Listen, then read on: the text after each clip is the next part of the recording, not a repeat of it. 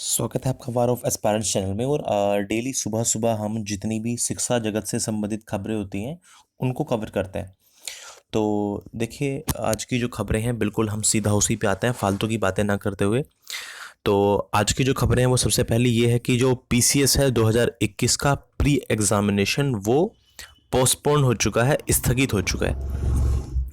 और आप लोग ऑलरेडी जानते हैं कि इसी संक्रमण की वजह से और भी बहुत सारी परीक्षाएं हैं जो ऑलरेडी स्थगित हो चुकी हैं। तो उसी क्रम में पीसीएस 2021 भी स्थगित हो चुका है, यानी पोस्टपोन हो चुका है। तो देखिए, प्रदेश में कोरोना संक्रमण की भयावह स्थिति को देखते हुए उत्तर प्रदेश लोक सेवा आयोग ने पीसीएस प्रारंभिक परीक्षा 2021 को स्थगित कर दिया है, इसको पोस्टपोन कर दिया है। दो परीक्षाएं, एक कौन कौन सी, सम्मिलित राज्य अधीनस्थ सेवा पीसीएस, और एक दूसरी है सहायक वन संरक्षक या क्षेत्रीय वन अधिकारी एएसएफ आरएफओ की प्रारंभिक परीक्षा एक साथ होनी थी। दोनों की परीक्षा एक साथ 13 जून को होनी थी। और इसके अलावा 20 जून को प्रस्तावित थी राजकीय इंटर कॉलेज प्रारंभिक परीक्षा 2020, उसको भी टाल दिया गया है। आयोग जो है अब वो इन टली परीक्षाओं की नई तारीख बाद में डिक्लेयर करेगा, बाद में घोषित करेगा। और दोनों परीक्षाएं टलने से प्रतियोगियों ने खुशी व्यक्त की है। खैर, ये इंटरेस्टिंग चीज है। दोनों परीक्षाएं टलने से प्रतियोगियों ने खुशी व्यक्त की है, क्योंकि इसके लिए इंटरनेट मीडिया में लगातार अभियान चलाया जा रहा था, जैसे ट्विटर वगैरह कैंपेन का सहारा लिया जा रहा था। और इसके आगे देखिए, आगे क्या लिखा है कि यूपी पीएससी, यानी जिसको आप यूपी पीसीएस कह देते हैं, यूपी पीएससी की पीसीएस एसीएफ आरएफओ 2021 की प्रारंभिक परीक्षा भर्ती में करीब 7 लाख यानी 7 लाख एप्लीकेशंस आई हैं। और परीक्षा के लिए केंद्र बनाने की प्रक्रिया शुरू कर दी गई थी। और सचिव यानी सेक्रेटरी ने 23 जिलों के जिलाधिकारियों से केंद्र से संबंधित ब्यौरा तलब किया था, लेकिन कोरोना की वजह से अधिकांश डीएम ने ब्यौरा नहीं भेजा। और वहीं प्रतियोगी जो है वो कोरोना संक्रमण को देखते हुए परीक्षा टालने की मांग कर रहे थे। तो फिलहाल खबर ये है भाई कि जो पीसीएस 2021 का प्री है वो क्या हो चुका है, स्थगित हो चुका है, या कह सकते हैं आप पोस्टपोन हो चुका है। अगली खबर की तरफ चलते हैं बिना समय बर्बाद किए हुए। तो अगली खबर हमारी ये है, भारत बायोटेक का दिल्ली को टीका देने से इनकार। देखिए, उप मुख्यमंत्री सिसोदिया बोले कि केंद्र सरकार के इशारे पर आपूर्ति रोकी गई है। तो चलिए देखते हैं क्या है ये खबर। देखिए, स्वदेशी टीका कोवैक्सीन बनाने वाली भारत बायोटेक ने दिल्ली सरकार को पत्र लिखकर वैक्सीन की नई खेप देने से इनकार कर दिया है। वहीं दिल्ली के जो उप मुख्यमंत्री हैं मनीष सिसोदिया ने बुधवार को यह आरोप लगाया कि कंपनी ने केंद्र सरकार के इशारे पर ही आपूर्ति रोक दी है, और इस वजह से दिल्ली में 18 से अधिक आयु वर्ग के लोगों का टीकाकरण रोकना पड़ेगा। और वहीं भारत बायोटेक ने यह कहा है कि 10 मई को 18 राज्यों के लिए कोवैक्सीन की एक खेप पहुंचा दी गई है। उप मुख्यमंत्री मनीष सिसोदिया ने कहा कि दिल्ली में कोवैक्सीन खत्म हो चुकी है, और इस वजह से 17 स्कूलों में जारी करीब 100 टीकाकरण केंद्रों को बंद कर दिया गया है। दिल्ली सरकार ने 26 अप्रैल को कोवैक्सीन और कोविशील्ड के 67 लाख टीके की मांग की थी, लेकिन अब तक उसे 1.5 लाख कोवैक्सीन और 4 लाख कोविशील्ड ही मिले हैं। वहीं कंपनी ने दिल्ली के मुख्य सचिव को पत्र लिख करके कहा है कि 7 मई को दिल्ली सरकार का ऑर्डर प्राप्त हुआ, लेकिन वह आपूर्ति नहीं कर सकती, और इस वक्त वैक्सीन की काफी मांग है और हर महीने कंपनी उत्पादन क्षमता को बढ़ाने में लगी हुई है। लेकिन कंपनी ने कहा कि केंद्र सरकार के दिशा निर्देशों के अनुसार ही राज्यों को वैक्सीन उपलब्ध वो करवा रही है, ऐसा कहना है कंपनी का, भारत बायोटेक का। इरादों पर सवाल उठाना निराशाजनक, ये भारत बायोटेक का कहना है। मनीष सिसोदिया ने आरोप को गलत बताते हुए कंपनी के संयुक्त प्रबंधक निदेशक सुचित्रा इला ने ट्वीट करके लिखा कि कुछ राज्यों का हमारे इरादों पर सवाल उठाना हमारी टीम के लिए काफी निराशाजनक है।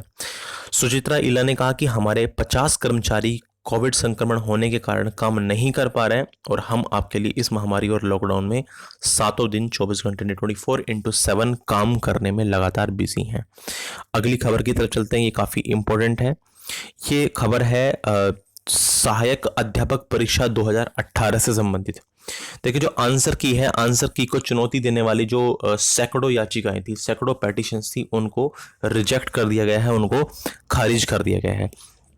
और सहायक अध्यापक 2000 भर्ती परीक्षा 2018 से संबंधित जो कि खबर है कि बिना ठोस आधार के याचिका दाखिल करने को का हो गया है चलन, ये कहना है हाई कोर्ट का। खैर चलिए इसको जरा डिटेल से देखते हैं क्या ये खबर है। देखिए, इलाहाबाद हाई कोर्ट ने 2018 की सहायक अध्यापक भर्ती की आंसर की को लेकर दाखिल सैकड़ों याचिकाएं जो है वो खारिज कर दी हैं। याचिकाओं में आंसर की में दिए गए सवालों के उत्तरों पर आपत्तियां की गई थी। कोर्ट ने कहा है कि यह अवधारणा है एक ऐसा ट्रेंड बन चुका है कि अब कि आंसर की सही है, यदि उसे कोई गलत साबित करना चाहता है तो वह अधिकृत दस्तावेजों के लिए के साथ, यानी कहने का मतलब प्रूफ के साथ उसको गलत साबित करे। ठीक है, कोर्ट का कहना है कि आंसर की जो है वो सही है। न्यायमूर्ति सुनीता अग्रवाल ने रोहित शुक्ला एवं 110 अन्य याचिकाओं पर फैसला सुनाते हुए कहा कि 8 मई 2020 को उत्तर कुंजी जारी की गई थी, जिसे हजारों लोगों ने चुनौती दी थी। कुल 150 सवालों में से 142 सवालों पर देखिए 150 के आसपास लगभग 150 क्वेश्चन थे और आपको याद होगा कि उसमें से लगभग 142 प्रश्नों पर आपत्ति थी। 142 प्रश्नों पर लोगों ने, यानी एस्पायरेंट्स ने, अभ्यर्थियों ने आपत्ति जताई थी। तो कुल 150 सवालों में से 142 सवालों पर 20,000 लोगों ने आपत्ति की थी। तो जो चयन अक्टूबर 20 व जनवरी 21 में पूरा हो जाना चाहिए था, वह 20,000 लोगों की आपत्तियों को तय करने में 1 साल तक लटका रहा है। आगे कोर्ट ने कहा है कि कोर्ट विषय विशेषज्ञ नहीं हो सकती और न ही कोर्ट को सवालों के उत्तर की सत्यता की जांच करने का प्राधिकार है। विशेषज्ञ की राय ही अंतिम मानी जाएगी। जो एक्सपर्ट हैं उनकी जो सलाह है, उनकी जो एडवाइस है, उसको ही अंतिम सलाह माना जाएगा। कोर्ट तय नहीं कर सकती कि विशेषज्ञों की राय सही है या गलत है। चुनौती देने वालों की जिम्मेदारी है कि यदि कोई सवाल का जवाब गलत है तो उसे गलत साबित करें।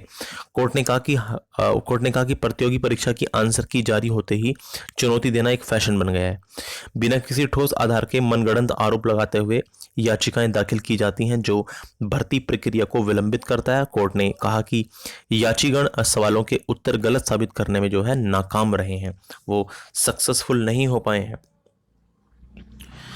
आगे है कि कोर्ट के आदेश पर 103 अभ्यर्थियों की नियुक्ति नहीं। परिषदीय विद्यालयों में 68,500 शिक्षक भर्ती में कोर्ट के आदेश के बाद भी 103 अभ्यर्थियों को परीक्षा पास करने के बाद भी नियुक्ति नहीं दी गई है। यह भर्ती सितंबर 2020 का कोर्ट का आदेश लेकर टहल रहे हैं और कोर्ट ने 18 सितंबर 2020 के अपने आदेश में बेसिक शिक्षा परिषद को 4 सप्ताह में नियुक्ति पत्र देने का आदेश दिया था। कोर्ट के फैसले के लगभग 8 महीने बीतने के बाद भी अभी तक नियुक्ति नहीं मिल सकी है। प्रदेश सरकार की ओर से परिषदीय विद्यालयों के लिए 2018 में शुरू हुई 68,500 सहायक अध्यापक भर्ती में मूल्यांकन की गड़बड़ी के चलते हुए भर्ती प्रक्रिया जो है वो पूरी विवादों की भेंट चढ़ गई और इसी भर्ती के बीच में अभ्यर्थियों की शिकायत पर कई बार पुनर्मूल्यांकन के बाद भी नियुक्ति दी गई। पुनर्मूल्यांकन में सफल 103 अभ्यर्थियों के पक्ष में कोर्ट के आदेश के बाद भी नियुक्ति नहीं मिल सकी है और शिक्षक भर्ती में भले ही परीक्षा पास करने वाले अभ्यर्थियों की जो नियुक्ति नहीं मिली हो, लेकिन इस भर्ती में आरोप के घेरे में आने के बाद निलंबित तत्कालीन सचिव परीक्षा नियामक प्राधिकारी डॉक्टर सुता सिंह सहित तत्कालीन रजिस्ट्रार परीक्षा नियामक प्राधिकारी जीवेंद्र सिंह एरी भी बहाल हो चुके हैं। तो कुल मिला के ये खबर थी शिक्षक भर्ती जो थे 2018 उससे संबंधित। आगे चलते हैं और अगली खबर की तरफ हम रुख करते हैं अपना। अगली खबर है एक विदेशी समाचार, विदेशों से संबंधित। देखिए, इजराइल और गाजा में जो इस समय खूनी संघर्ष चल रहा है उससे संबंधित खबर। लोड शहर में आपातकाल इमरजेंसी लग चुकी है और अब तक 65 लोग मारे जा चुके हैं। 2014 से भी के जंग से भी खतरनाक हालात बताए जा रहे हैं दोनों के बीच में और इजरायली हमले में हमास कमांडर बासिम समेत 15 आतंकी भी ढेर हो चुके हैं। तो चलिए फिर हम इस खबर की तरफ देखते हैं क्या कुछ चल रहा है। देखिए, बीते शुक्रवार से यरूशलेम के अलावा अक्सा मस्जिद कंपाउंड से इजरायली पुलिस व फिलिस्तीनों ने शुरू की थी हिंसा और गाजा सीमा पर खूनी संघर्ष में अब ये बदल चुकी है। जो एक नॉर्मल हिंसा शुरू हुई थी वो अब एक खूनी संघर्ष में बदल चुकी है और इस जंग में अब तक लगभग 14 बच्चों व 3 महिलाओं समेत 65 लोग मारे गए हैं। 300 फिलिस्तीनी जख्मी हुए हैं फिलिस्तीनी आतंकी गुट हमास ने माना है कि इजरायली हमले में गाजा कमांडर बासेम ईसा समेत 15 आतंकी मारे गए हैं। बासेम गाजा में 2014 के बाद से मारा गया सबसे प्रमुख आतंकवादी है और इस दौरान एक दूसरे पर हजारों रॉकेट दागे गए और इसराइल के लोड शहर में आपातकाल लगा दिया गया है। इजरायली सेना के मुताबिक गाजा से अब तक 1050 से ज़्यादा रॉकेट दागे गए हैं और इनमें से कई को हवाई रक्षा प्रणाली जो है इसराइल की, उसके द्वारा ध्वस्त कर दिया गया है और हमलों में इसराइल की 3 महिलाओं समेत 5 लोग मारे गए हैं और दर्जनों घायल हुए हैं। इसराइल के 3 धर्म स्थलों और कई दुकानों को आग लगने की खबर भी आई है और प्रदर्शनकारियों ने कई वाहन भी आग के हवाले कर दिए हैं। और इस बीच लोड शहर में इसराइल व फिलिस्तीन अरबों के बीच गृहयुद्ध के हालात देखते हुए जो प्रधानमंत्री हैं बेंजामिन नेतन्याहू, उन्होंने आपातकाल की घोषणा कर दी है। नेतन्याहू का कहना है कि हमास ने हदें तोड़ दी हैं और आक्रामकता की बड़ी कीमत ये लोग चुकाने वाले हैं। इसराइल के पीएम बेंजामिन नेतन्याहू ने कहा है कि जिहादी कट्टरपंथी गुट हमास ने पिछले कई सालों में पहली बार यरूशलेम पर हमला कर सारी की सारी हदें तोड़ दी हैं और वे अपनी आक्रामकता के लिए भारी कीमत चुकाएंगे। रक्षा मंत्री बेनी गैंटज ने कहा कि इसराइल द्वारा किए गए हमले सिर्फ एक शुरुआत हैं और ये हमले आगे भी जारी रहेंगे। दूसरी तरफ हमास के नेता इस्माइल हानिया ने कहा है कि इजराइल यदि मामले को आगे बढ़ाना चाहता है तो हम भी तैयार हैं और यदि वह रोकना चाहता है तो हम भी तैयार हैं। देखिए, इजराइल के कई शहरों में प्रदर्शन भी हुए। इजराइल हमास के बीच गाजा पट्टी में जंग जैसे हालात के बीच इजरायली शहरों में फिलिस्तीन और अरब के लोग प्रदर्शन कर रहे हैं और एक इजरायली अरब व्यक्ति के जनाजे के बाद लोड शहर में कई उपासना स्थलों यानी कई जो वर्शिप के जो प्लेस हैं उन पर और दुकानों व दफ्तरों को जला दिया गया है और पथराव भी हुआ है। इसके बाद यहाँ आपातकाल लगा दिया गया है। इस्लामी देशों में बहुत ज़्यादा नाराज़गी है। सऊदी अरब बहुत सख्त है इसराइल को लेकर। इस्लामी देशों में काफ़ी नाराज़गी है, पहले से चलती आई है और सऊदी अरब ने कहा कि हम फ़िलिस्तीनियों के साथ हैं और तनाव का जिम्मेवार इसराइल को बता दिया इसने। मुस्लिम वर्ल्ड लीग ने टकराव के लिए इजरायली सुरक्षा बलों की निंदा की है और तुर्की के राष्ट्रपति अल अक्सा मस्जिद में झड़पों पर इस्लामी देशों के प्रमुखों से फ़ोन पर बात कर रहे हैं। तो देखिए, इनके बीच का जो संघर्ष है काफ़ी पुराना है। यरूशलेम के माउंट मंदिर में जारी हिंसा पर भारत बहुत चिंतित है। इसराइल में भारत ने यरूशलेम के माउंट मंदिर में हिंसा और शेख जर्रा व पड़ोस से सिलवान में हो रहे निष्कासनों पर भी चिंता जताई है। भारत ने दोनों पक्षों से यथास्थिति नहीं बदलने की अपील भी की है। यूनाइटेड नेशंस में भारत के स्थायी प्रतिनिधि टी.एस. त्रिमूर्ति ने यरूशलेम के मुद्दे पर संयुक्त राष्ट्र सुरक्षा परिषद की बैठक में कहा कि भारत हरम अल शरीफ माउंट मंदिरों में झड़पों एवं हिंसा पर बेहद चिंतित है और शेख जर्राह और सिलवान क्षेत्र में हो रहे निष्कासनों पर भी बहुत ज़्यादा चिंतित है। तो ये खबर थी इजराइल और गाजा के बीच में जो संघर्ष चल रहा है उससे। अब आते हैं और देखते हैं एक और खबर। संक्रमण घटा, इन्फेक्शन तो घटा पर दूसरी लहर से उबरने में अभी भी लगेंगे 2.5 महीने।